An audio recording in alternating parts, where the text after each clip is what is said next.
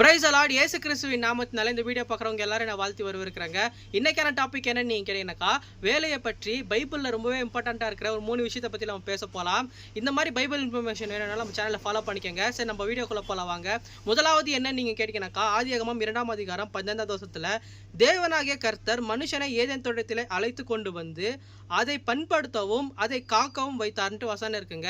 நீங்கள் புரிஞ்சுக்கங்க, உங்களுக்கு இருக்கிற வேலை என்ன வேலை இருந்தாலும் சரிங்க, முதலாவது அதை நீங்கள் சபிக்காதீங்க. எதுக்குன்னு நீங்கள் கேட்டீங்கன்னாக்கா, அந்த வேலையை கர்த்தர் தான் உங்களுக்கு கொடுத்துருக்கிறாரு. கர்த்தர் மூலியமாக தான் எனக்கு இந்த வேலை கிடைச்சிருக்குன்ட்டு நிறைய பேர் என்ன தெரியுமா நினைக்குவாங்க, எனக்கு வந்து நான் ஐடியில் வேலை செஞ்சால் தான் கர்த்தர் எனக்கு அந்த வேலையை கொடுத்துருக்கிறாரு.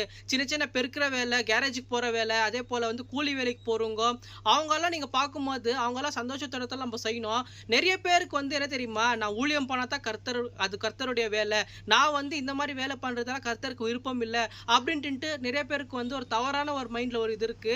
நீங்கள் ஒன்று பாருங்க, கர்த்தர் வந்து என்ன வேலை கொடுக்குறாருன்னு நீங்கள் கேட்டீங்கன்னாக்கா, தோட்டத்தில் வந்து ஒரு தோட்டக்காரனா ஒரு வேலையை கொடுக்குறாருங்க. அப்போ நீங்கள் யோசிங்க, என்ன எனக்கு நான் தோட்டக்காரனா அந்த மாதிரிலாம் நீங்கள் யோசிக்கலாங்க. ஆனால் கர்த்தர் வந்து என்ன வேலை கொடுத்தாலும் சரி, அது ஆசீர்வாதத்துக்கு தான் இருக்கும். அது வந்து உங்களுடைய ஸ்கில்லும் சரி, உங்களுடைய நாலேஜும் சரி இம்ப்ரூவ் பண்ணுறதுக்காக தான் இருக்கும்.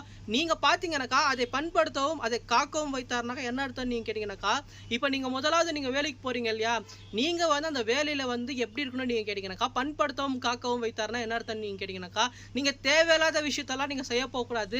அவங்க என்னெல்லாம் வேலை சொல்கிறாங்களோ அதை நீங்கள் செய்யணும், உண்மையாக செய்யணும், உத்தமத்தோடு செய்யணும். அவங்க வந்து இல்லாத பொல்லாது சொன்னால் கூட நீங்கள் வந்து அதை பற்றி கேர் பண்ணிக்கக்கூடாது.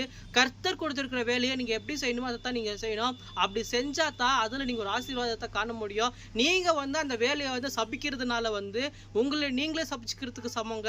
ஏன்னா கர்த்தருடைய வார்த்தை என்ன தெரியுமா சொல்லுது, அது கொடுத்துருந்தே தேவன் தான். நம்ம இங்கே வார்த்தை அப்படித்தான் இருக்குது. 15வது வருஷத்தில் தேவனாகிய கர்த்தர் மனுஷன் ஏதேன் தோட்டத்தில் அழைத்து கொண்டு வந்தான்ட்டு அங்கே வசனம் இருக்குங்க. உங்களை அந்த வேலைக்கு கூட்டிட்டு போனதே கர்த்தர் தான் நீங்கள் முதலாவது புரிஞ்சுக்கணும். இரண்டாவது என்ன நீங்கள் கேட்டீங்கன்னாக்கா, நீங்கள் பாருங்க, நிறைய பேருக்கு மனசில் என்ன தெரியுமா இருக்கும், நான் வேலைக்கு போகிறேன் ஆனால் வேலை எதுக்கு ரொம்பவே கஷ்டமாக இருக்குது அந்த மாதிரி நீங்கள் யோசிக்கிறீங்க தானே.